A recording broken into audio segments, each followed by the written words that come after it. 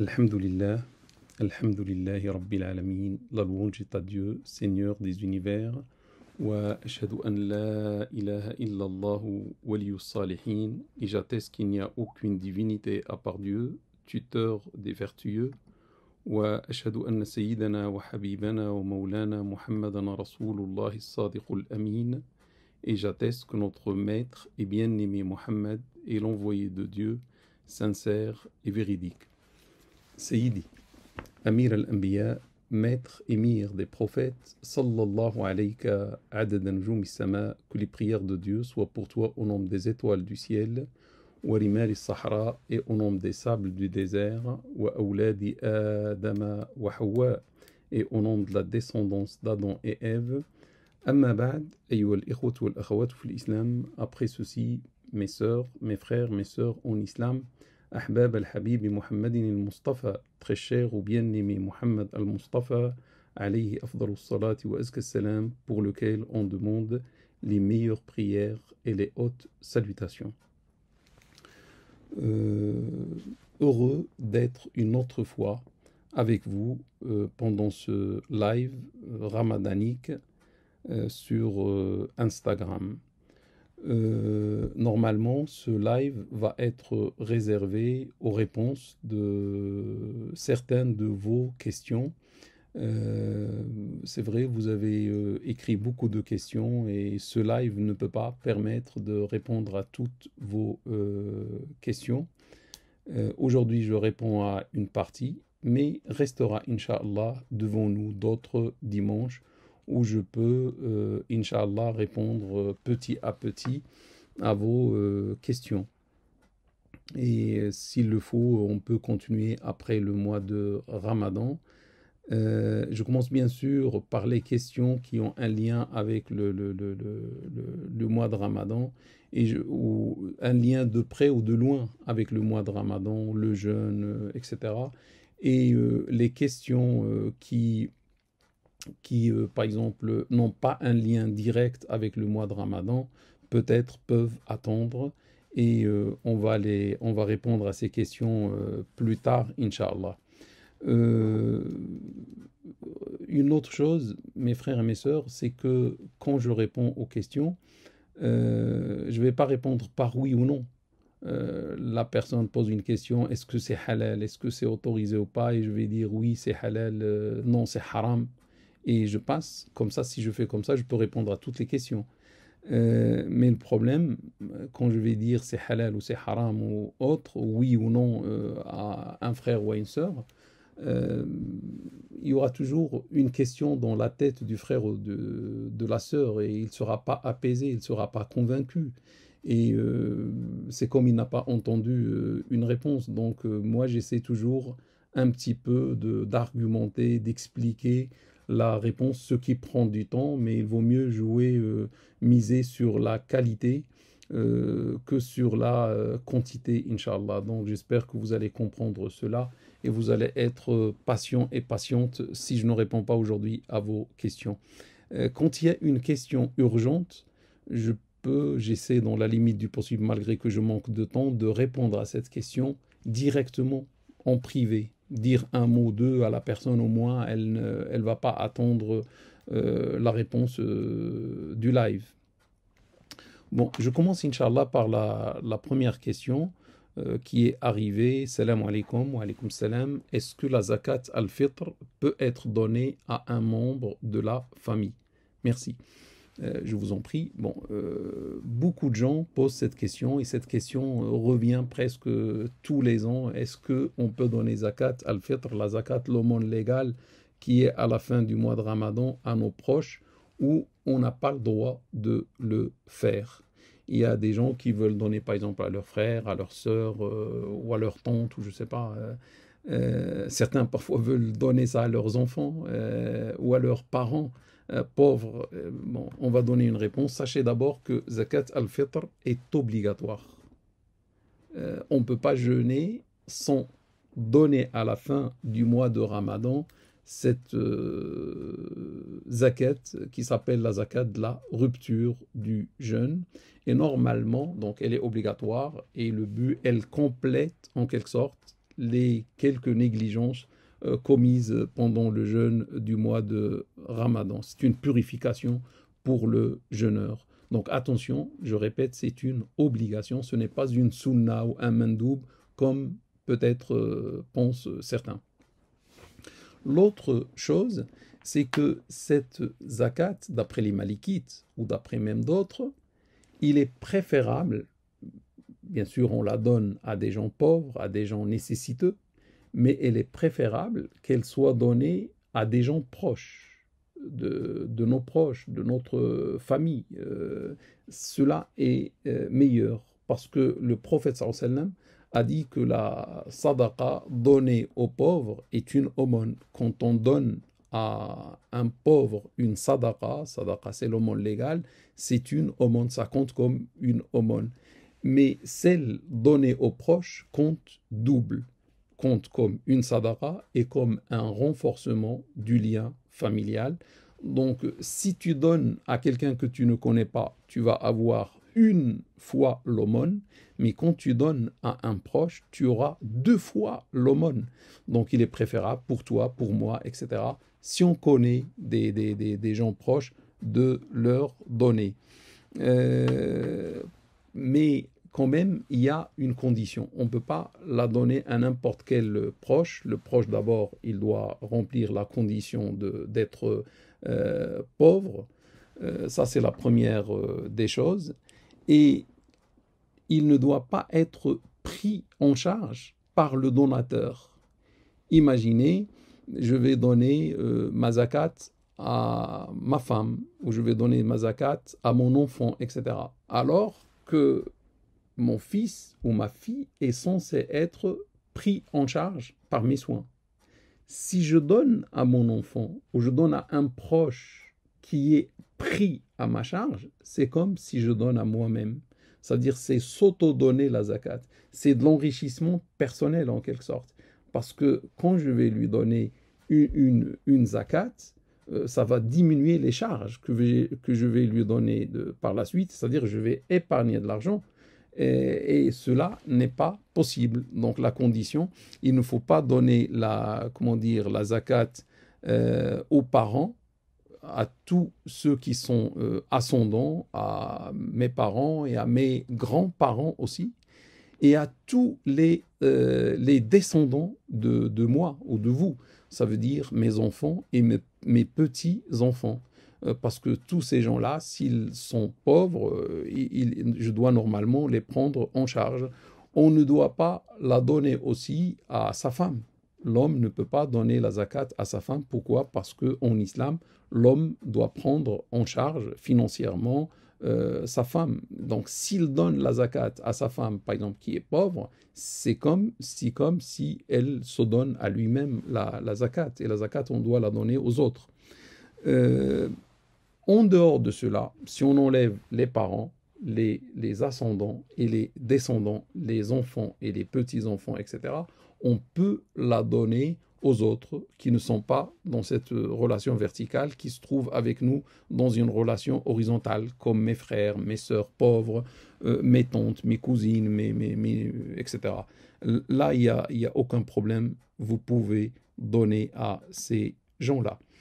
Je passe à la deuxième question, mes frères et mes sœurs. Ça vient d'une sœur. Elle dit: comment la femme enceinte qui ne jeûne pas doit-elle rattraper ses jours en jeûnant plus tard, ou peut-elle nourrir un pauvre? Donc, cette femme qui est enceinte, on demande à Allah de l'aider dans sa grossesse, de faciliter pour elle la grossesse et d'accepter tout cela comme une grande bonne action avec un grand salaire que seul Allah connaît, le salaire de la femme qui est enceinte ou la femme qui accouche, etc. La question, elle jeûne ou elle ne jeûne pas, qu'est-ce qu'elle doit faire? Est-ce qu'elle doit rattraper plus tard le nombre de jours non faits, ou est-ce qu'elle doit se contenter de nourrir des pauvres et de ne pas jeûner par la suite? Supposons il y a 30 jours, elle va nourrir 30 pauvres et point final. Sachez mes frères et mes sœurs, d'abord sur le point, est-ce que la femme enceinte ou la femme qui allaite, l'une ou l'autre, a-t-elle le droit de rompre le jeûne du mois de Ramadan? Est-ce qu'elle a ce droit ou pas? Sachez qu'on a un texte dans lequel le prophète sallallahu alayhi wa sallam dit « Dieu a enlevé le jeûne et la moitié de la salate pour le voyageur ». C'est vrai, celui qui est en voyage, il peut ne pas jeûner, donc Dieu lui enlève le jeûne et la moitié de la salate parce qu'il, il rétrécit les salates. Au lieu de faire 4, il va faire que 2. Donc il lui enlève presque la moitié de sa salate. Et dans la suite du hadith, et pour la femme enceinte et celle qui allaite. Le hadith est rapporté par Abu Daoud, par Nasa'i, par Ibn Majah, et c'est un hadith sahih, c'est un hadith authentique. Donc le prophète sallallahu alayhi wa sallam a dit que comme le voyageur, Dieu a enlevé le jeûne pour la femme enceinte et la femme qui allaite. Donc il y a un texte sur lequel on peut s'appuyer pour dire à une femme enceinte ou une femme qui allaite de ne pas jeûner, parce que parfois la femme, même si on lui dit de ne pas jeûner, elle va avoir peur, est-ce que c'est vrai ou pas, etc. Donc là, il y a un texte. Et en plus, les savants disent la même chose. La femme enceinte ou la femme qui allaite, il n'y a aucun problème. Elle peut, rompre le jeûne, ne pas faire le jeûne. Là, ils ont posé une condition pour qu'une femme puisse ne pas observer le jeûne du mois de Ramadan. Le mois de Ramadan qui est sacré, c'est une obligation normalement. Il faut soit une peur pour sa propre personne ou bien sûr pour son enfant, l'enfant qu'elle allaite ou le fœtus qui se trouve dans son ventre. Et cette peur doit être quasi sûre. Pas j'ai peur et c'est tout, non, une peur quasi sûre, on ne va pas dire sûre, on ne peut pas atteindre la certitude, mais si la femme pense qu'il va y avoir un problème pour elle, pour sa propre santé, parce qu'elle jeûne, elle est enceinte, ou bien elle allaite, et que ça va lui provoquer un problème de santé, ou ça va provoquer à son enfant un problème de santé, et cette peur est basée sur l'expérience. Par exemple, dans sa propre expérience, il y a eu des complications, il y a eu des problèmes dans le passé, elle ne veut pas revivre la même expérience. Ou bien c'est une expérience qui vient de sa maman, sa sœur, etc., des gens dignes de confiance et qui lui ont dit que telle femme ou telle femme a eu tel ou tel ou tel problème. Ça, c'est la première peur. Ou bien elle peut se baser sur la recommandation d'un médecin. À l'époque, il disait un médecin musulman compétent. Aujourd'hui, s'il n'y a pas ce médecin, on est en France, s'il n'y a pas ce médecin musulman compétent, etc., ça peut être le médecin de famille, il n'y a pas de problème, il y a une confiance entre normalement la femme et son médecin de famille, je ne vois pas de problème, si elle doute, elle peut voir avec le gynécologue, etc., et ça fait 2 avis, et c'est bon. Si le médecin lui dit que la grossesse est nuisible pour elle, ou bien pour son enfant, elle doit normalement, elle a le droit, elle est autorisée à rompre le jeûne. Mais si elle est sûre et certaine, d'après des études, d'après des radios, d'après des analyses, d'après le médecin, etc., comme quoi ça va causer sa propre mort ou la mort de l'enfant, là, elle doit rompre le jeûne. Au début, si seulement elle a peur, elle est autorisée à rompre le jeûne. Mais si la peur s'avère juste, et on va voir qu'elle va vers la mort, ou son fils va mourir, elle doit sauver sa propre personne en islam, elle doit sauver son fils, et là, elle doit rompre le jeûne. C'est plus un choix, mais c'est une obligation à ce moment-là de rompre le jeûne. Cette femme qui est enceinte, et dans le fiqh, est considérée comme une personne malade. Bon, elle n'est pas malade, mais pour trouver l'excuse, pour trouver la vie, on va faire un qiyas, une analogie, une similitude avec une personne malade. La personne malade, en islam, l'islam a donné l'autorisation à la personne malade de rompre le jeûne, le nombre de jours de sa maladie, et de rattraper un autre nombre de jours par la suite, quand elle veut.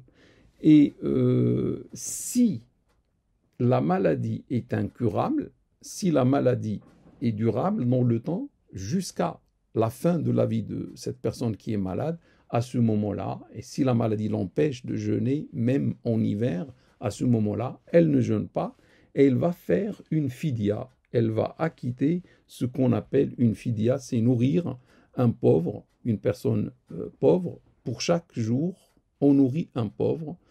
Ici en France, c'est estimé à 7 euros par jour. Donc, s'il y a 30 jours, on va donner 7 euros. Ça fait à peu près 210 euros par un mois complet. Un mois de Ramadan complet de 30 jours.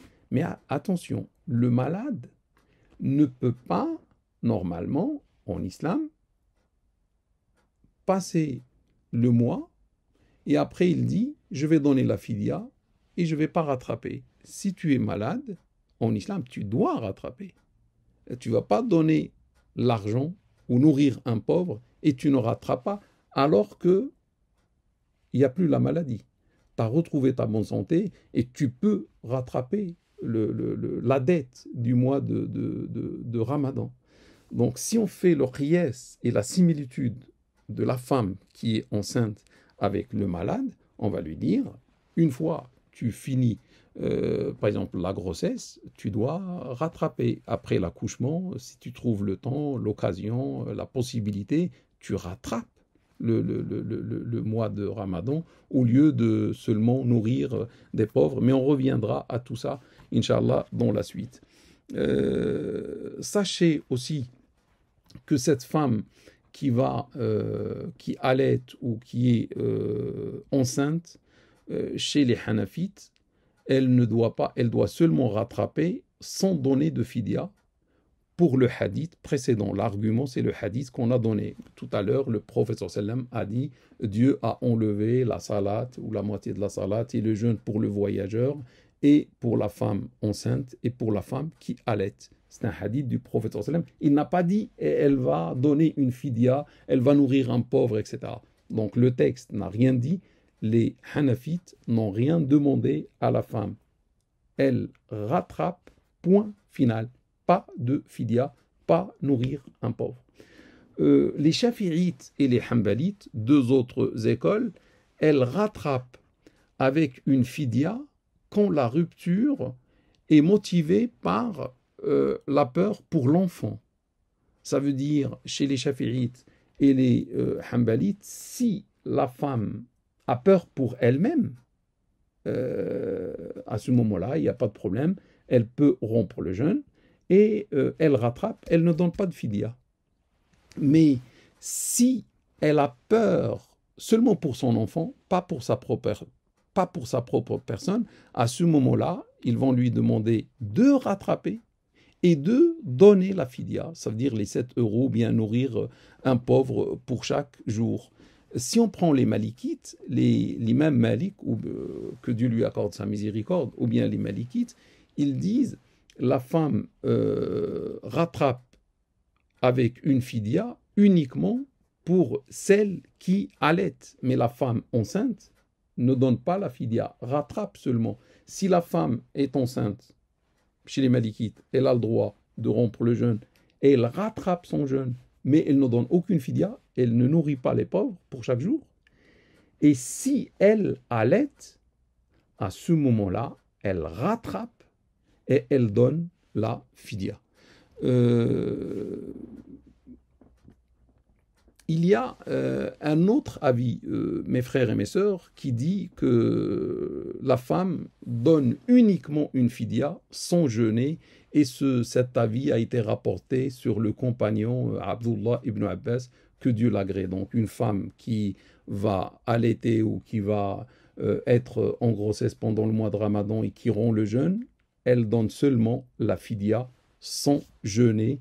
Et ceux qui vous donnent des réponses, les imams qui vous donnent des réponses dans ce sens, ça veut dire qu'ils prennent cet avis qui est en quelque sorte minoritaire, mais qui reste quand même un avis rapporté sur Abdullah ibn Abbas, et il n'a pas donné l'argument. On ne connaît pas c'est quoi l'argument de Abdullah ibn Abbas quand il dit cela. Il y a un autre avis qui laisse le choix à la femme, soit elle rattrape son fidia, soit elle donne la fidia et ne rattrape pas, et c'est l'avis de l'imam Ishaq. Je trouve, mes frères et mes sœurs, que l'avis des Hanafites est le plus proche du verset coranique qui demande le rattrapage aux malades et aux voyageurs sans citer une fidia. فَمَنْ كَانَ مِنْكُمْ مَرِيضًا أَوْ عَلَى سَفَرٍ فَعِدَّةٌ مِنْ أَيَّامٍ أُخَرَ. Celui d'entre vous qui est malade ou en voyage aura été empêché de l'observer, ça veut dire le jeûne, devra jeûner plus tard un nombre de jours équivalent à celui des jours de rupture. Et Dieu là, chapitre 2, verset 184, n'a pas cité une fidia. Il a demandé aux malades, il a demandé aux voyageurs de seulement rattraper, mais il n'y a pas nourrir en plus un pauvre. Et je trouve que l'avis des Hanafites est proche de ce verset coranique, ça veut dire la femme ne fait pas plus que rattraper son jeûne. Je trouve aussi que le rattrapage est meilleur que la fidia. Ceux qui vous disent de donner une fidia sans jeûner, pourquoi? Parce que Dieu dit dans un verset coranique وَأَن تَصُومُوا خَيْرٌ لَكُمْ إِن كُنتُمْ تَعْلَمُونَ. Mais si vous jeûnez, cela vous est préférable dans le cas où vous le savez. Donc Dieu nous a parlé de la possibilité de rompre le jeûne, la possibilité de donner la fidia. Et à la fin, il nous a dit, et ça c'est pour le voyageur, pour le malade, pour toutes les personnes concernées par cette dérogation, il a dit, mais si vous jeûnez, cela vous est meilleur. C'est Dieu qui parle dans ce verset 184 du chapitre 2. Donc j'encourage ma sœur qui est enceinte, ma sœur qui allait, à faire un effort, pas maintenant. Une fois l'allaitement fini, une fois l'accouchement, la grossesse et l'accouchement passés, elle remercie Dieu subhanahu wa ta'ala par le jeûne carrément. Comme les musulmans ont jeûné, elle aussi va jeûner quand Dieu va lui donner cette possibilité. Autre chose, sachez mes frères et mes sœurs, qu'une femme qui va faire dans sa vie 3 enfants, autrefois, machallah, les femmes faisaient 10, 12, 15, parfois enfants, une femme seule. Aujourd'hui, on fait 2 enfants, 1 enfant, 3 enfants. Moi, je prends une femme qui va faire dans sa vie 3 enfants. Cette femme, à mon avis, ne va pas jeûner presque 6 ans. Parce que une année, elle est enceinte. Elle va pas, si le médecin lui dit ou c'est la peur, donc elle va pas jeûner le mois de Ramadan parce qu'elle était enceinte. Elle va continuer à être enceinte après le mois de Ramadan. Elle peut pas jeûner non plus. Si elle n'a pas jeûné dans le mois de Ramadan, elle va pas jeûner après. Et 9 mois, c'est presque, on va prendre presque toute l'année. Après, elle va commencer à allaiter. Donc, le prochain mois de Ramadan, ça va être un mois d'allaitement. L'année d'après, donc voici 2 ans sans jeûne, et pendant toute l'année, elle ne peut pas jeûner parce qu'elle allaite. Dans le cas où elle allaite, il y a la femme qui allaite 2 ans. Le meilleur allaitement, c'est 2 ans, mais souvent, peut-être, c'est 1 année. Si je prends qu'une année, ça fait 2 ans. Si elle fait 3 enfants, ça fait 2 fois 3, ça fait 6 ans pour elle à rattraper. 6 ans, ça fait 6 fois 30, si on prend des mois complets, ça fait 180 jours. Sachez, mes frères et mes sœurs, qu'elle peut rattraper cela en 2 ans seulement. Une fois, il n'y aura plus les enfants, et les enfants ne sont plus en bas âge, et elle est, alhamdoulilah, libre, elle a retrouvé sa santé, sa force, etc. Elle peut jeûner. Et ça lui prend seulement 2 ans maximum, à raison de jeûner le lundi et le jeudi. Si on va dire à cette femme, tu vas faire comme la sunna du prophète sallallahu alayhi wa sallam qui jeûnait tous les lundis et les jeudis, et aujourd'hui, il y a des croyants, des croyantes qui jeûnent par amour de la sunna du prophète sallallahu alayhi wa sallam, jeûnent tous les lundis, jeudis, alors qu'ils ne rattrapent pas.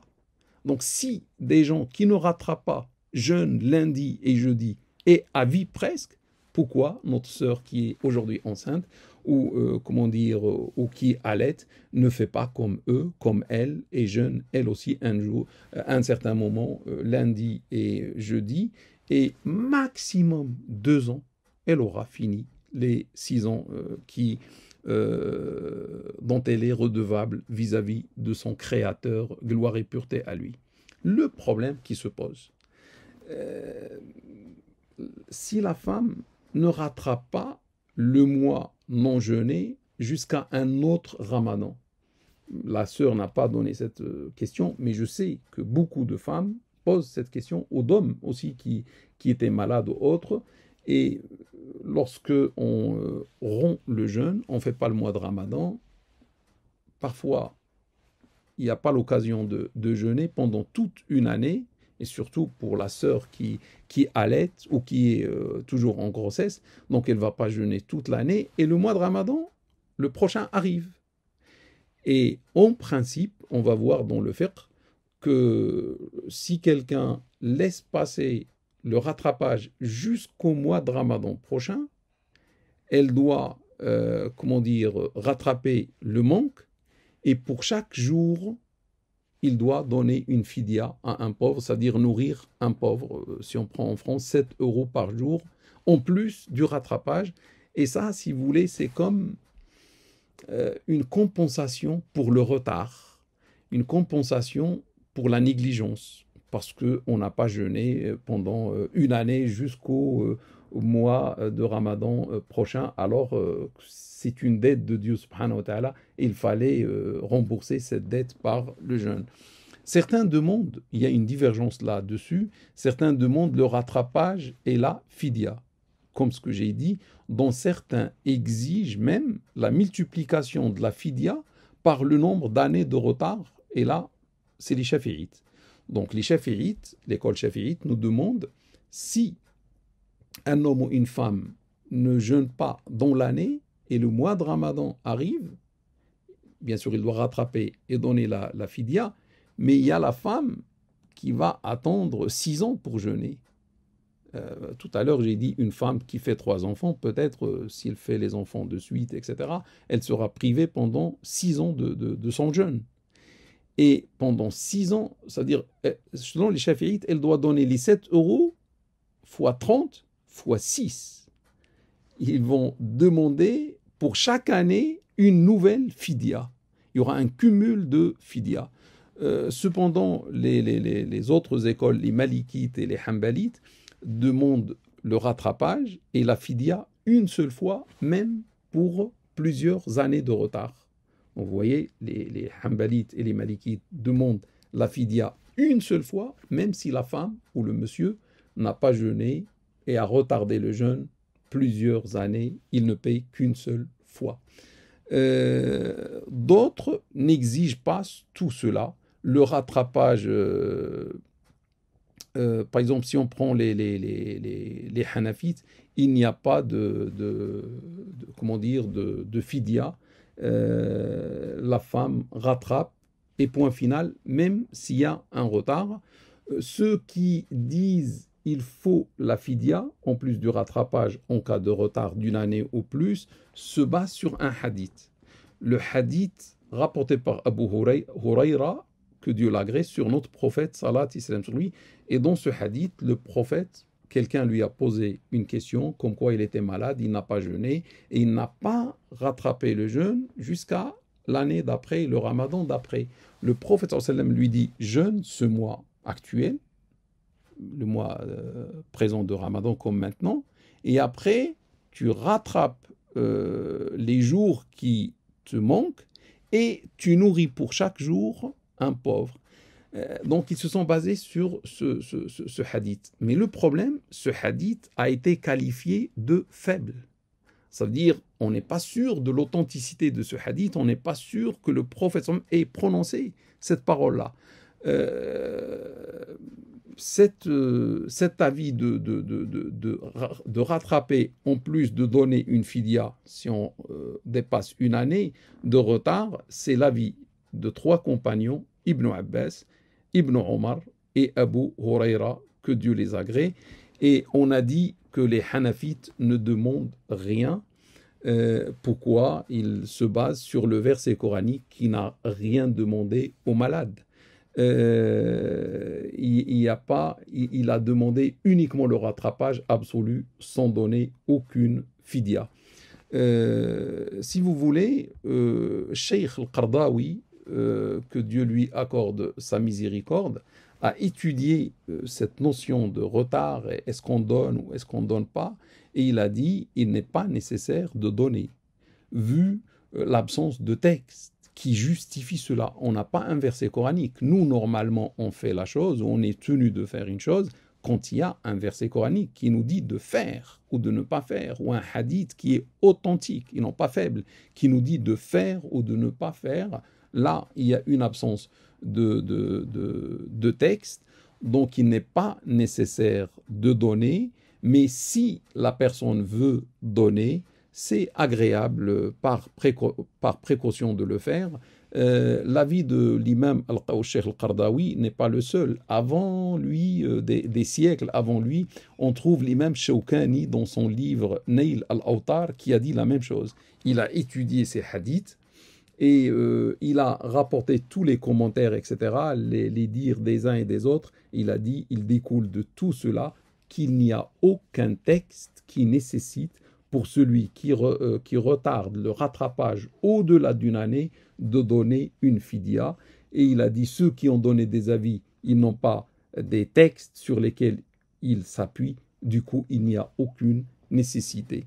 Moi, pour finir ce point, pour que l'idée soit la plus claire possible, je dis, si ma sœur qui est enceinte ou qui allaite, par exemple pendant 6 ans d'affilée ou peu importe, ne trouvait pas le temps, et toujours elle était soit en grossesse, soit en train d'allaiter, elle était au service de l'humanité, au service des autres, ce n'est pas de sa faute.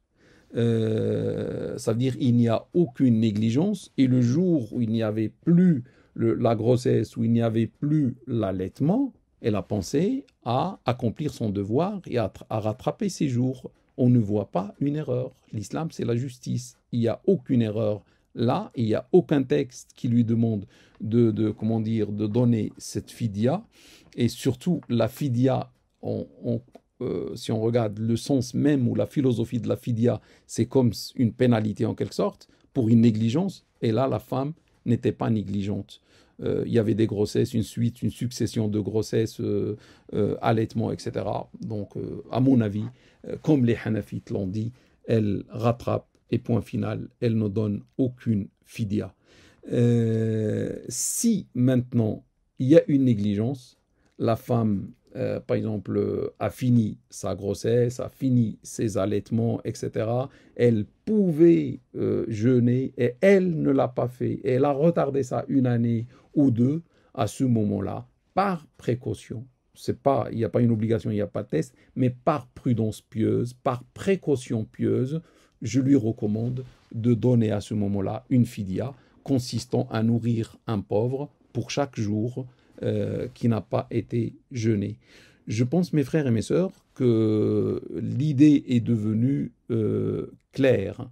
Donc, je résume, la femme enceinte, la femme qui allaite a le droit islamiquement à rompre le jeûne s'il y a une peur quasi sûre ou il y a une indication venant de son médecin, de famille par exemple, elle a le droit. Et elle prend son temps pour la grossesse, pour l'allaitement, etc. Et le jour où elle veut rattraper, elle rattrape uniquement sans donner de fidya, ce n'est pas sa faute. Et seulement en cas de négligence, elle doit normalement, par précaution pieuse, donner une fidya. Maintenant, si la femme, par exemple, et je ne souhaite pas ça pour la femme, que Dieu la préserve, si par exemple après 6 ans, après 10 ans, elle veut rattraper, elle voit qu'elle est devenue faible, elle n'a pas la force, ou elle a eu une maladie qui l'empêche de jeûner et de rattraper, etc., à ce moment-là, elle donne la fidya et elle ne rattrape pas, parce que ça devient une maladie incurable et la fidia suffit à ce moment-là. J'espère que la réponse est claire. Je passe, mes frères et mes sœurs, à une troisième question.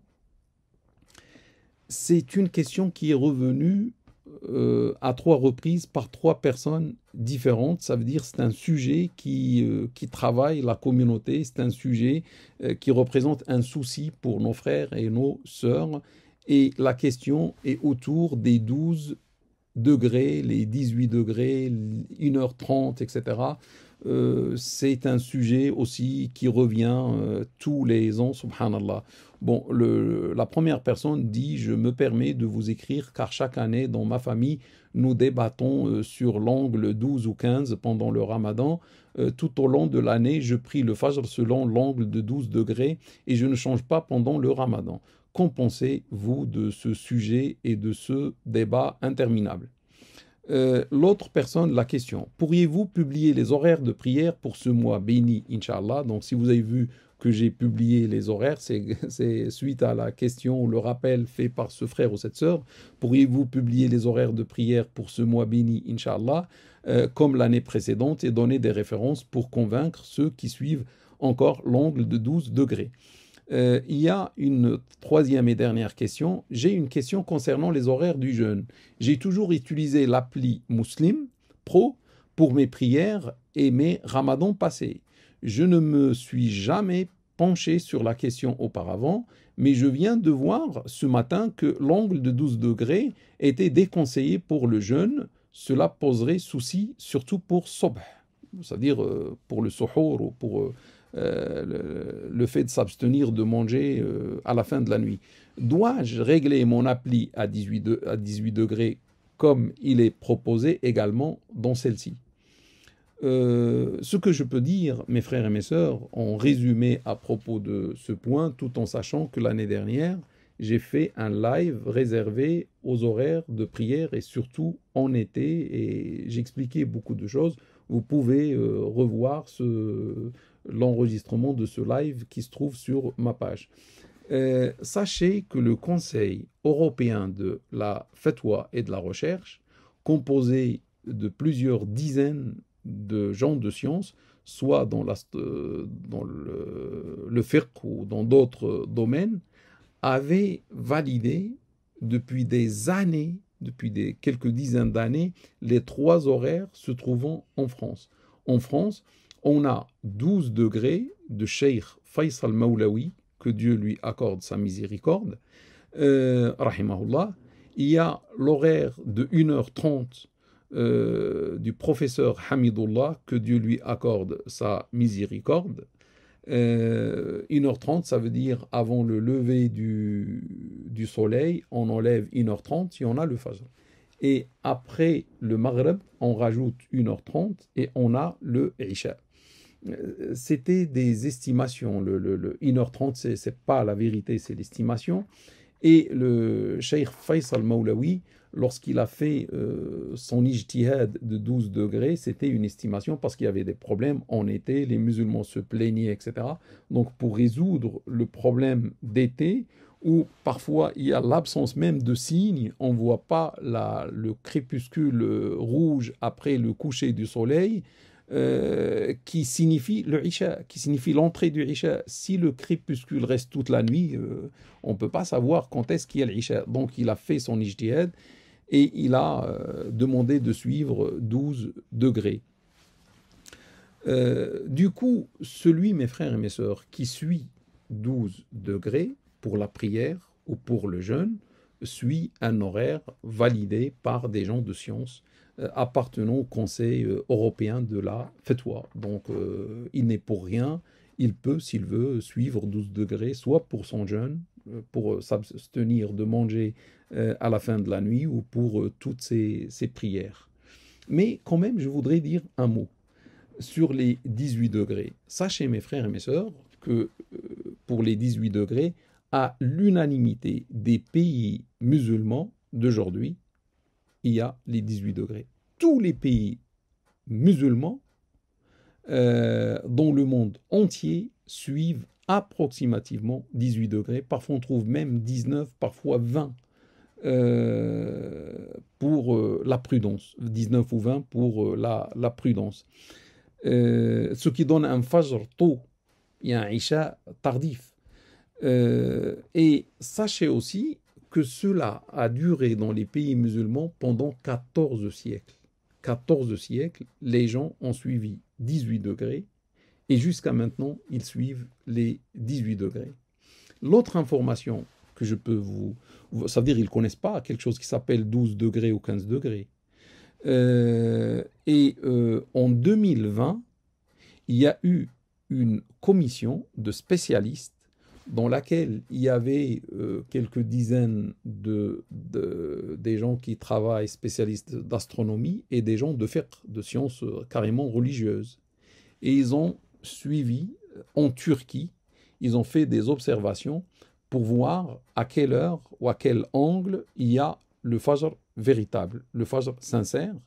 Et après une année d'études, le résultat de leurs travaux, c'était 18 degrés. Et non pas 12, c'était 2020, il y a 2 ans là. Donc la conclusion, pour voir le fajr véridique, sincère, c'est pas 12 degrés, c'est pas 1h30, c'est 18 degrés. Donc, par prudence pieuse, je recommande à mes frères et à mes sœurs, au moins pendant le mois de Ramadan, de s'abstenir de manger à la fin de la nuit selon 18 degrés. Vu que pendant 14 siècles, les musulmans suivaient 18 degrés, vu qu'aujourd'hui, tous les pays musulmans, à l'unanimité, suivent 18 degrés ou même plus, et vu que la dernière étude faite en Turquie, avec un groupe de savants d'astronomie ou de fiqh, leur étude a donné 18 degrés. Donc, qu'est-ce que je vais gagner, mes frères et mes sœurs? Une demi-heure. Si je vais suivre 12 degrés, je vais gagner une demi-heure, je vais gagner 20 minutes. Et pour 20 minutes, je risque de commettre quelque chose qui n'est pas bonne. Je préfère que ou je vais regretter par la suite, ou je vais pas avoir le cœur apaisé, etc.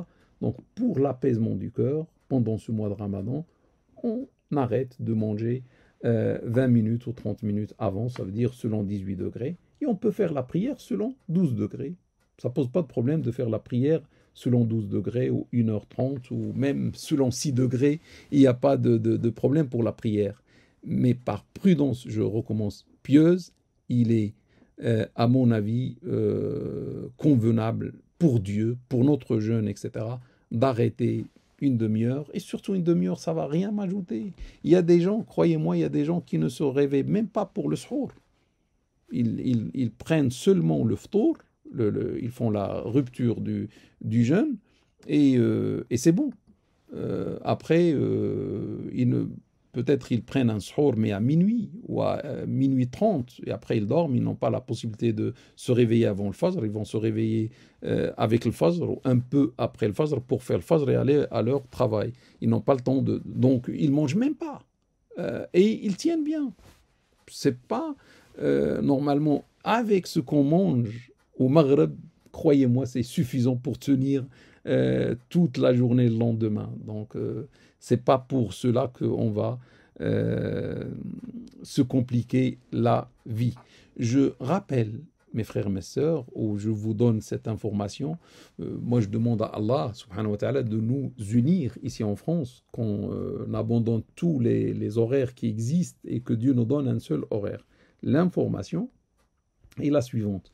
Au mois de septembre dernier, 2021, il y avait un congrès international à Istanbul, en Turquie, et j'ai participé, j'étais présent avec les participants à ce congrès, et le congrès, c'était pour les horaires de prière en Europe. Les horaires de prière, bien sûr, le jeûne aussi, le fajr, en Europe, France, Espagne, surtout les pays qui se trouvent au nord et où il y a une complication, l'absence des signes. En été, on ne voit plus la disparition du crépuscule pendant toute la nuit, où la nuit devient petite, etc. Et il fallait trouver un horaire qui tient compte de tous les horaires qui existaient et qui va unifier les musulmans dans leurs prières. Et alhamdoulilah, il y a eu 3 ans de travaux sur ce projet. Et le couronnement, c'était au mois de septembre dernier à Istanbul. J'étais très très content de participer à ce congrès et surtout les conclusions données par ce congrès, c'est qu'il va y avoir en France, Inch'Allah, un seul horaire. Il y avait des participants de la mosquée de Paris, des participants des musulmans de France qui ont les 12 degrés, etc. Et on était tous là-bas et tout le monde était content parce qu'on a finalement trouvé un horaire qui peut faire l'union. L'horaire suit 18 degrés pour toute l'année, mais toute l'année, le problème ne se pose pas, hein, ni pour 12, ni pour 1h30, ni pour 18, parce que l'Isha, c'est à 19h. Bon, ça ne pose pas de problème. Le problème pour tout le monde, c'est l'été. Et qu'est-ce qu'on fait? Bon, comme ils ont fait leur observation, etc., c'était 18 degrés. Ils ont dit pour toute l'année, on va suivre 18 degrés et on va faire une estimation en été. Seulement en été, lorsqu'il y a le problème de l'absence des signes, parce que les autres horaires qu'on a, par exemple 1h30 ou 12 degrés, etc., l'estimation est sur toute l'année, alors que les signes existent. Donc là, ce qui est bien dans cet horaire, Inch'Allah, nouveau, c'est l'estimation sera uniquement en été. Et les estimations faites avant n'avaient pas, en quelque sorte, un grand lien avec les textes islamiques. Et là, avec ce qu'ils ont proposé à Istanbul, subhanallah, il y a des textes islamiques venant du prophète sallallahu alayhi wa sallam, et c'est la notion du tiers de la nuit. Et là, on a le hadith est rapporté d'abord par Muslim, est rapporté par d'autres, et sur au minimum 8 compagnons. C'est presque du tawatur. Le prophète sallallahu alayhi wa sallam a dit, dans le cas où il n'y avait pas la peur de mettre ma communauté dans la gêne, je leur ordonnerai de retarder le Isha jusqu'au tiers de la nuit, voire la moitié de la nuit. Ça veut dire le prophète sallallahu alayhi wa sallam avait voulu ordonner à la communauté de retarder le Isha jusqu'au tiers, mais vu la difficulté et la gêne que ça va occasionner pour les musulmans et les musulmanes qu'il aime, il n'a pas fait le tiers. Mais nous, mes frères et mes sœurs, le Isha chez nous en France ou en Europe, en été, ça dépasse le tiers de la nuit. Il y a même, à un certain moment, c'est 1h du matin, si on suit les 18 degrés. 1h du matin, minuit 30, minuit 45, ça dépasse le tiers de la nuit. Donc eux, ils ont pris ce hadith.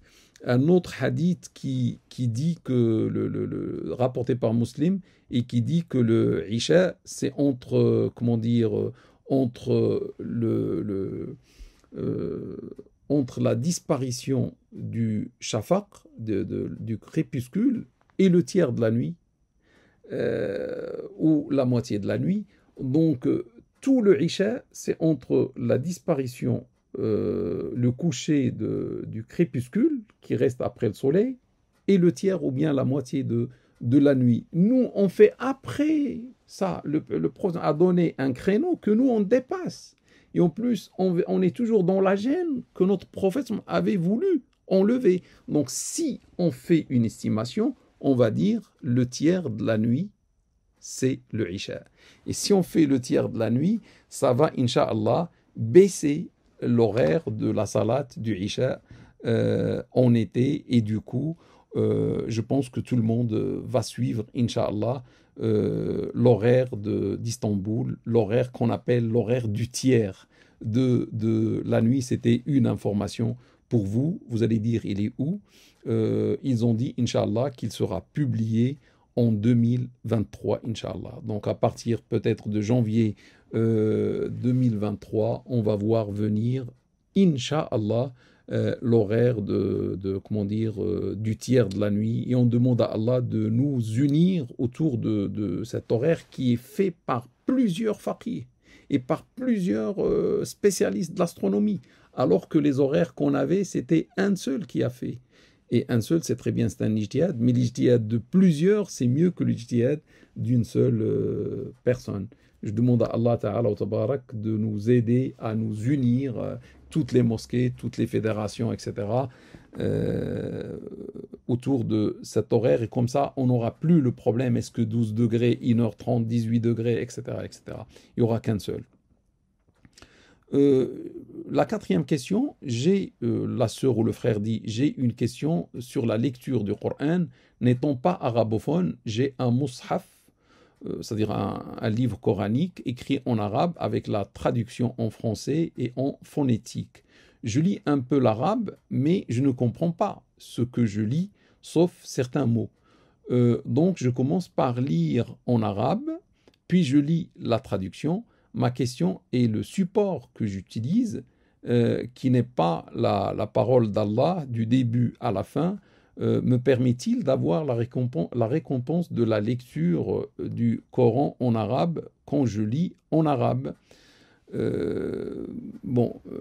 réponse que je vais dire, quand vous lisez, mon frère ou ma sœur, le Coran est en arabe et peut-être avec difficulté parce que ce n'est pas votre langue, vous faites beaucoup d'efforts pour essayer de lire en arabe, Dieu regarde ça.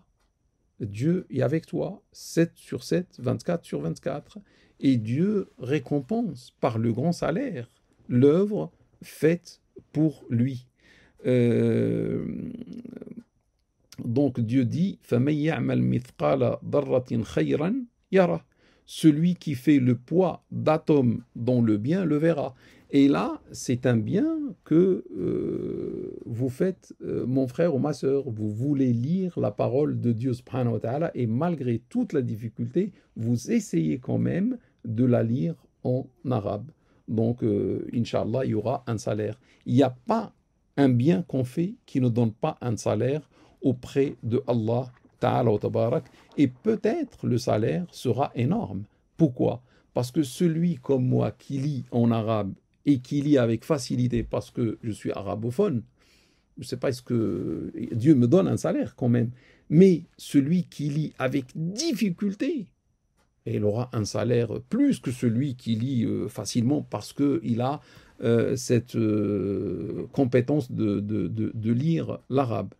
Ce que je peux dire aussi à cette sœur ou à ce frère, c'est bien, si vous voulez apprendre, c'est bien d'écouter un récitateur, de lire, pas à voix haute, à voix basse, mais en suivant déjà un récitateur. Sûrement vous aimez un récitateur quelconque, prenez ce récitateur, mettez le chapitre coranique que vous voulez lire et prenez la page et suivez avec lui, et doucement, vous pouvez arrêter, vous pouvez recommencer, etc.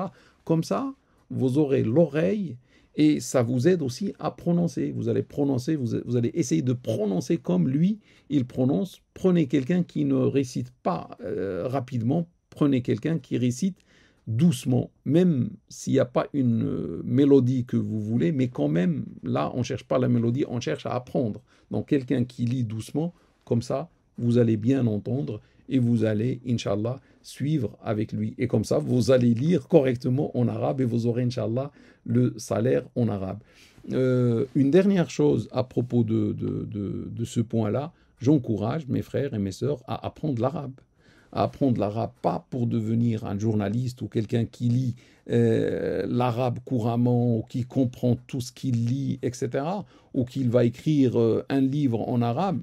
Pourquoi pas, si vous avez cette capacité, parce que lorsqu'on commence à apprendre, peut-être on va découvrir ce qu'on ne sait pas en nous. Mais au moins pour lire le Coran, même si on ne comprend pas, mais au moins pour lire. Au moins pour lire correctement les doigts. Parce que dans la salat, il y a les doigts, il y a des choses, des formules à dire à chaque moment de la salat, etc. Et lorsqu'on n'est pas arabophone, on prononce un petit peu mal tout cela, ou on ne sait pas bien le dire. Donc essayons d'apprendre cette belle langue qui est l'arabe. Pourquoi? Parce que Dieu a voulu que son dernier message à l'humanité toute entière soit en arabe. Donc, vu ce choix de Dieu, subhanahu wa ta'ala, et on n'est que ses serviteurs, c'est notre maître, Seigneur, c'est bien pour Dieu, subhanahu wa ta'ala, on fait un effort, on apprend l'arabe. Il y a beaucoup de frères, il y a beaucoup de sœurs qui enseignent l'arabe. Il y a des instituts, etc., soit en présentiel, soit en ligne. Maintenant, l'information ou l'apprentissage est facile. Il y a même peut-être des logiciels, je ne sais pas. Donc, ça va vous prendre combien? Une année peut-être? 2, maximum 3 ans. Et vous allez lire l'arabe, alhamdoulilah. Et il n'y aura plus ce problème. Et à chaque ramadan, vous allez déguster le Coran en arabe. Et vous allez lire le Coran en arabe. Le dernier point, quand mon frère ou ma sœur, tu vas vouloir apprendre l'arabe, sache que ce n'est pas toi qui vas apprendre l'arabe ou qui va faire un effort. Bien sûr, tu vas faire un effort, etc. Mais sache que c'est Dieu. Toi, tu vas faire l'intention. Et quand tu fais l'intention, il faut faire le moyen. Et le moyen, c'est chercher un maître et commencer à apprendre. Ça, c'est un moyen de ta part. Si tu es régulier, si tu le fais pour Dieu, si tu as cette volonté, etc., c'est Allah qui va faire tout le reste. Et quand Allah fait le reste, ça devient très, très, très facile. Je te donne un exemple. Aujourd'hui, tu jeûnes, ou le premier jour du mois de Ramadan, tu as jeûné. Tu penses que c'est toi qui jeûnes? C'est Allah qui t'aide, mon frère. C'est pas possible de se priver de son café de 10 heures. C'est pas possible de se priver de son café de 16 heures. C'est pas possible de se priver du repas de midi. C'est seulement impensable. Je ne veux pas dire impossible, mais presque. Parce que regardez, les gens à midi, tout le monde court pour manger. Alors qu'ils ont pris un petit déjeuner à 7 heures ou à 8 heures. À midi 30, 13 heures, tout le monde va chercher à manger. Il ne peut pas. Et nous, subhanallah, regardez, moi je suis en train de parler, vous êtes en train d'écouter les combien? 19h30, et je ne sais pas à partir de quelle heure on a arrêté de manger. Il y a même celui qui n'a pas pris son suhour depuis minuit, il jeûne. Il n'y a pas de problème. Pourquoi il n'y a pas de problème? C'est Allah Ta'ala Tabarak. Toi, frère ou sœur, tu ne fais que l'intention. Quand tu fais l'intention, Dieu voit cette intention, c'est lui qui va te donner la force. Tu as fait le moyen, l'intention. Les actions ne valent que par les intentions. Le reste, c'est Allah qui fait. Le reste, c'est Allah qui te facilite le jeûne. Et te voici en train de tenir. Te voici, tu deviens un miracle. Un homme miracle, une femme miracle qui jeûne pas, qui jeûne pendant toute une journée. Et même en été, subhanallah.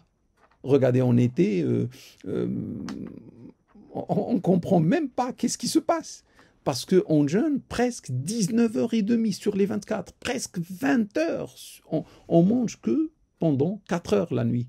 Et on jeûne 20 heures. Et en plus, il y a la chaleur en été. Et malgré ça, on jeûne. Et ça passe. Et c'est Dieu qui fait tout. Donc la même chose, ayez l'intention d'apprendre l'arabe. Et faites l'effort, mes frères et mes sœurs, d'apprendre l'arabe. Au moins, si vous n'allez pas l'apprendre, vous aurez le salaire auprès de Dieu comme si c'est fait. Pourquoi? Parce que les actions ne valent que d'après les intentions et Dieu te donne selon l'intention. Tu veux apprendre l'arabe, même tu n'arrives pas à l'apprendre, tu auras le salaire, Inch'Allah. La 5e question, j'ai reçu un message qui dit que la femme indisposée, et c'est une sœur qui a écrit ce message, j'ai reçu un message qui dit que la femme indisposée est autorisée à lire le Coran. Je voudrais savoir si cela est vrai et qui l'a dit. Donc une sœur reçoit un message. Aujourd'hui, les messages sont nombreux qu'on reçoit par jour. Certains sont faux, certains sont vrais. Elle veut authentifier l'information. Est-ce qu'une femme qui a ses menstrues ou une femme qui a ses lochis, elle vient d'accoucher depuis 30 jours, elle ne fait pas la prière, elle ne jeûne pas, etc. Est-ce qu'elle peut quand même, pendant ce mois, prendre le Coran et lire ou elle n'a pas droit à tout cela? Sachez que là, c'est un sujet de divergence entre les gens de science depuis l'aube de l'islam. Peut-être si on n'a pas la science, on croit que la femme haïd, on dit en arabe femme haïd, c'est-à-dire femme qui a ses menstrues, la femme haïd ne doit pas lire le Coran comme l'homme ou la femme junub. L'homme ou la femme junub, c'est un homme ou une femme qui, après ou suite à des relations intimes, doit prendre un bain total, se laver entièrement, parce qu'il a annulé ses ablutions majeures. Et on croit que ceux qui n'ont pas les ablutions majeures ne peuvent pas, notamment la femme haïd, ne peut pas lire le Coran. Bon, je vais vous dire ce qu'il y a chez les hommes de science, et cette question nous permet de le faire.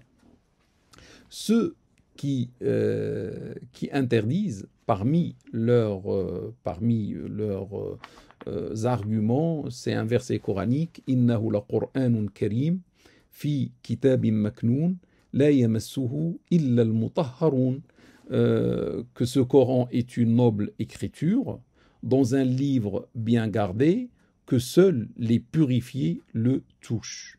Donc on voit qu'il n'y a rien à dire, ce Coran est une noble écriture dans un livre bien gardé, que seuls les purifiés le touchent. Donc on comprend, on a peur. Si on n'est pas pur, si on n'a pas nos ablutions mineures ou majeures, on ne touche pas le Coran.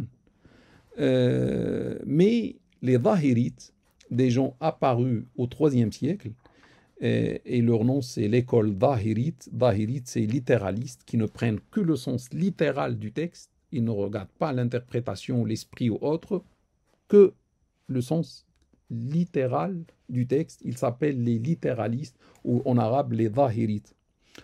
Les Zahirites, et le maître de l'école c'était l'imam Daoud, que Dieu lui accorde sa miséricorde, et celui qui va encore donner plus de célébrité à cette école, c'est quelqu'un qui est venu à peu près un siècle et demi après lui, qui s'appelle l'imam Ibn Hazm.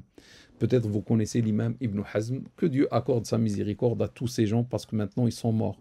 Mais quand même, ils ont ouvert le débat, et ils ont créé en quelque sorte une divergence. Les Zahirites disent que ce verset qu'on vient de lire n'interdit pas de toucher le Coran pour un homme junub ou une femme haïd. On leur dit pourquoi. Ils disent, ils parlent d'une information. Seuls les purifiés le touchent. Mais il n'a pas dit, il ne doit pas le toucher. Il a donné une information, seuls les purifiés le touchent, et c'est tout. Et en plus, les purifiés ici ne signifient pas les êtres humains, signifie les anges, malaïka. Parce que Dieu parle d'un livre bien gardé. Et le livre bien gardé, c'est le Lawh al-Mahfoud, la tablette bien protégée ou bien gardée, auprès de lui, sur son trône, etc. Ce livre qui se trouve au-dessus des cieux, il est bien protégé, et seuls les anges purifiés le touchent. Et ça n'a rien avec le Coran qu'on a ici, dans cette vie ici-bas. Et la majorité normalement des interprètes du Coran disent la même chose. Hein. Les purifiés ici, ça signifie les anges. Les Zahirites ont dit, supposons, ça parle des êtres humains, à ce moment-là, c'est les associateurs de l'époque du prophète, et non pas les croyants. Pourquoi? Parce que le prophète sallam, pour eux, pour les Zahirites, le croyant est toujours pur. Le croyant, la croyante est toujours pure, parce que le prophète, dans un hadith unanimement authentique, rapporté par Bukhari et Muslim, le prophète sallam a dit, le croyant ne se souille jamais. Le croyant ne devient jamais impur. C'est-à-dire le croyant est toujours pur. Donc il peut toucher le Coran d'après eux. On trouve un hadith rapporté par l'imam Malik, mais qui est mursal, un hadith envoyé qui est discontinu, hein, sa chaîne n'est pas continue, la chaîne de transmission. Il dit que seul un pur touche le Coran. Le prophète a dit que le prophète aurait dit que seul un pur touche le Coran. Les Zahirites ont dit ce hadith est faible. D'abord, il est mursal, envoyé, il n'est pas continu. c'est faible. Et dans le cas où il est sahih, il est authentique, c'est pour les associateurs et non pas pour le croyant, parce que le croyant est toujours pur. Ça, mes frères et mes sœurs, c'est pour les Zahirites qui ont dit tout cela. La majorité n'est pas d'accord. La majorité, ça veut dire les 4 écoles, les Malikites, les Shafi'ites, les Hanafites, les Hanbalites, les 4 écoles référentielles chez nous, dans le monde sunnite, dans le monde musulman sunnite, dit non. Ça veut dire celui qui n'est pas pur ne peut pas toucher le Coran. On ne peut pas toucher le Coran si on n'est pas pur. Et le verset c'est vrai, est une information. Seuls les purifiés le touchent. C'est vrai, une information, mais signifiant une interdiction. C'est une information qui signifie une interdiction.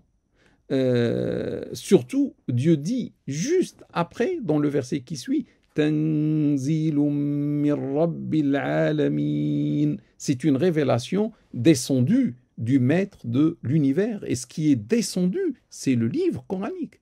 Et non pas le livre qui se trouve auprès de Dieu, subhanahu wa ta'ala. Donc, s'il y a un livre qu'il ne faut pas toucher, c'est le livre coranique.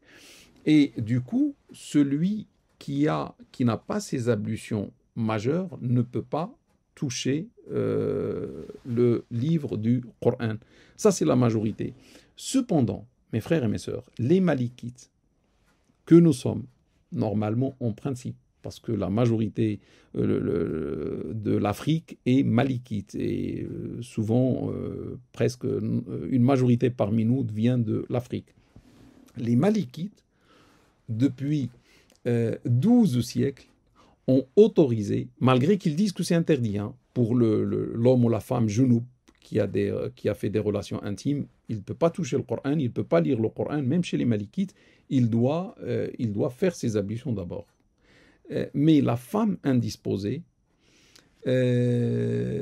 qui est enseignante du Coran, ou qui est étudiante du Coran, ou qui est une femme ordinaire, mais indisposée pendant ses menstrues ou pendant ses lochis, est autorisée à toucher le Coran pour l'enseignante et l'étudiante. L'enseignante et l'étudiante est autorisée à toucher le Coran et à lire le Coran vu la nécessité. Parce que c'est une nécessité. On ne peut pas dire à une femme qui est enseignante de s'absenter 6 jours, 7 jours, 10 jours et priver ses élèves de sa science, ou bien une femme qui a ses lochis et de s'absenter pendant, je ne sais pas, 20 jours, 30 jours, ne pas venir faire cours. Donc, ils ont dit, vu cette nécessité, on autorise à la femme de toucher le Coran, carrément toucher le Coran et de le lire. On dit aussi la femme étudiante, je ne sais pas, jeune étudiante, 16 ans, ou plus, 20 ans, 30 ans, si elle étudie le Coran pour apprendre le Coran ou pour apprendre à le lire, etc., on peut pas lui dire pendant 6 jours ou 7 jours, tu viens pas à l'école. C'est pas possible. Donc, il y a une nécessité, et l'islam, c'est la tolérance, etc. Donc, elle touche le Coran, cette étudiante, elle touche le Coran et lit le Coran. Mais seulement la prof ou la prof femme indisposée ou l'étudiante indisposée ne peut pas lire le Coran avec l'intention d'adoration parce qu'elle n'a pas ses ablutions majeures et elle est indisposée. Mais par contre, pour l'apprentissage, oui, elle peut, avec l'intention d'apprendre le Coran, d'apprendre à lire, d'apprendre à écrire, d'enseigner, etc. Là, ce n'est pas de l'adoration. Mais lire pour l'adoration, non. Les mêmes malikites ont dit que la femme qui n'est pas enseignante, qui n'est pas étudiante, mais une femme ordinaire et qui est dans sa période des menstrues, de haïd ou des lochis, on ne peut pas la priver de lire le Coran. Ce n'est pas sa faute, d'abord. Et en plus de cela, c'est beaucoup pour elle, il y a beaucoup de nombres de jours, 6 jours, 7 jours, et il y a certaines femmes, le Coran est une alimentation du cœur. Elle ne peut pas se priver de lire le Coran un jour ou deux. Que dire de 7 jours? Ou, lorsqu'elle a les lochis, 40 jours. C'est beaucoup 40 jours de ne pas lire. Ils disent aussi, si elle ne lit pas pendant 40 jours, par exemple, ou 30 jours de lochi, et ce qui est vrai pour les lochis, vrai pour les menstrues aussi, ça veut dire qu'elle risque de perdre ce qu'elle a appris. Et elle a appris je ne sais pas combien de Coran et combien de sourates, et elle va tout, parce que si on lui dit c'est interdit de lire, elle va tout perdre. Et du coup, combien il lui faut de temps pour apprendre tout ça de nouveau? Ou peut-être elle va abandonner carrément. Donc, les Malikites ont autorisé à la femme ordinaire qui est, indisposée de lire le Coran, et pourquoi pas notamment dans le mois de Ramadan, ça pose aucun problème. Seulement, elle ne doit pas toucher le Coran. Et chez nous, chez les Malikites, on ne peut pas toucher le Coran même avec un bâtonnet pour tourner la page, ou même avec un objet isolant. On peut pas. Donc, elle va lire le Coran sans le toucher, ou bien de sa mémoire, de ce qu'elle a mémorisé par cœur. Ça, c'est l'avis des Malikites, mais on a vu les Dahirites qui disent il n'y a aucun problème, on peut lire, etc. Les Dahirites ont dit, parce qu'il y a un hadith qui dit que le genoux et que la femme ha'id, la femme qui a ses menstrues, ne lise pas le Coran. C'est rapporté par Tirmidhi. Mais certains ont qualifié ce hadith de faible. L'imam al-Bukhari, je pense que vous connaissez l'imam al-Bukhari, c'est un grand dans le domaine du hadith, il dit qu'il n'y a aucun hadith authentique à propos de l'interdiction du genoux et de la femme qui a ses haïd, qui a ses menstrues, de lire le Coran. Pour Bukhari, il n'y a aucun hadith authentique. Tous les hadiths sont faibles. Donc les Dahirites disent que le hadith est faible et la femme peut lire le Coran, etc. Les Malikites, vous avez vu ce qu'ils ont dit. Après, il y a eu, à travers l'histoire, des gens qui ont suivi les Malikites dans ce qu'ils ont dit, alors qu'ils ne sont pas Malikites. Par exemple, on trouve l'imam Ibn Taymiyyah, que Dieu lui accorde sa miséricorde, qui est venu tardivement par rapport à l'imam Malik, quelques siècles après, qui a dit la même chose. Il a apprécié cet ijtihad de l'imam Malik qui a autorisé à la femme de lire le Coran, carrément de lire le Coran, seulement elle ne doit pas le toucher.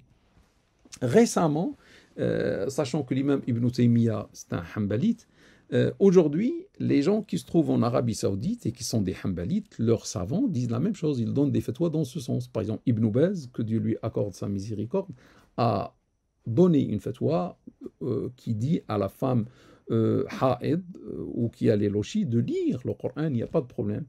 Et d'autres savants après lui autorisent, et notamment en Arabie Saoudite, à la femme indisposée de lire le Coran. Ils disent soit elle met des gants pour toucher carrément le Coran, elle ne touche pas avec ses doigts, mais avec un isolant les gants, parce que dans l'école Hanbalite, cela est autorisé, pas dans l'école Malikite, et ou bien avec ses habits.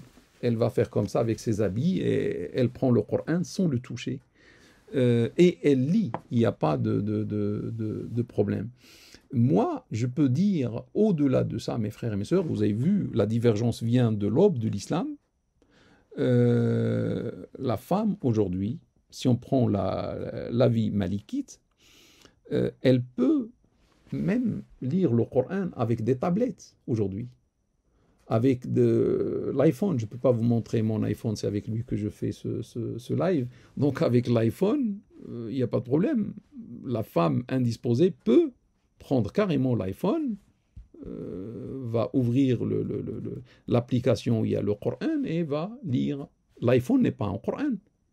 Et personne n'a dit que l'iPhone est un Coran. Et la tablette non plus. Donc, notre époque nous a donné des facilités que ceux qui nous ont précédés n'en avaient pas. Donc, aujourd'hui, la femme indisposée peut prendre, ou même la femme prof, parce que les Malikites disent la femme prof peut toucher le Coran. On peut lui dire, c'est pas la peine de toucher le Coran, prends l'iPhone ou une tablette. Ils disent que la femme étudiante indisposée peut toucher le Coran. Bon, c'est pas la peine aujourd'hui. Il y a l'iPhone, il y a la tablette. Et avec ça, c'est bon. La dernière des choses dans ce sujet, mes frères et mes sœurs, et vous voyez, je pense que vous avez compris. Donc ma manière, c'est pas dire oui, non, halal ou haram. Et c'est bon, oui ma sœur, c'est halal pour toi de lire le Coran. Non, c'est bien d'expliquer et en même temps, ça devient de l'enseignement. Donc, ça enrichit les gens qui ne savent pas et qui écoutent, par exemple, ces questions-réponses. Ça devient de l'apprentissage, ça devient de la science. C'est mieux que seulement oui ou non. Ce que je peux dire aussi à la femme qui n'est pas enseignante, qui n'est pas étudiante, mais une femme indisposée ordinaire et qui veut lire du Coran pendant le mois de Ramadan, là j'ai dit ce que les savants ont dit, je dis mon point de vue. Ma sœur, à mon avis, ce n'est même pas la peine de lire le Coran. Il y a une autre solution. La solution, on sait que notre cher prophète, salat islam soui, aimait beaucoup entendre le Coran des autres. Et on a des hadiths où il demande à un compagnon, comme Abu Moussa al-Ash'ari ou autre, il lui dit « récite-moi le Coran » ou Ibn Mas'ud ou autre. Et le compagnon lui dit « mais messager de Dieu, tu es le messager de Dieu, et je te récite moi le Coran ». Il lui dit « j'aime l'entendre de la part des autres ». C'est-à-dire le prophète sallallahu alayhi wa sallam aime lire, mais aime aussi faire ça et écouter. Et le compagnon a commencé à réciter un chapitre jusqu'à je ne sais pas combien de versets, une centaine de versets, et le prophète écoutait comme ça. Et à un certain moment, le prophète a commencé à pleurer. Un verset l'a touché, le verset qui parle qu'il sera le témoin contre tous les témoins le jour de la résurrection. Ça l'a touché, ça l'a affecté, et il a commencé à pleurer et lui dit « ça suffit, c'est bon, hasbouk, c'est bon, c'est bon ». Et le compagnon a arrêté de lire. Donc, mes sœurs, qui ne sont pas profs, qui ne sont pas étudiantes, seulement veulent lire, moi je peux dire, prenez un récitateur que vous appréciez, que vous aimez, et mettez-le, faites la sunna du prophète, pendant le mois de Ramadan seulement, pendant le mois de Ramadan, où chaque fois vous avez les monstrueux, donc suivez le prophète sallam, je mets le récitateur, et chaque jour, Inch'Allah, j'ai ma dose, j'écoute, une belle récitation d'abord, que j'écoute, et je lis avec lui, parce que normalement j'ai appris par cœur certains chapitres, donc je les révise avec lui, je lis. Lui, il lit, et moi, je lis, mais je ne touche pas le Coran. C'est seulement j'entends. Donc, mon but est atteint, et en même temps, j'ai un salaire auprès de Dieu, subhanahu wa ta'ala, parce qu'il y a le salaire de l'écoute. Comme il y a un salaire pour la lecture, il y a un salaire pour l'écoute. Donc, je ne rate pas l'écoute, je ne coupe pas avec le Coran, je ne vais pas oublier le Coran, et je trouve qu'il y a là une solution pour ma sœur qui n'arrive pas ou qui a, comment dire, l'empêchement que vous connaissez. Mes frères et mes sœurs, je vais, je pense, m'arrêter là. Je veux bien continuer avec vous, mais vous avez vu, le temps passe tellement vite et il est presque 20h moins 10 ou même dépassé. Je vous donne rendez-vous dimanche prochain, Inch'Allah, pour répondre de la même manière à d'autres questions. Barakallahu fikum pour votre présence et pour votre patience. Et je m'excuse auprès des frères ou des sœurs auxquels je n'ai pas répondu, mais je vous promets, Inch'Allah, des réponses dans les dimanches à venir.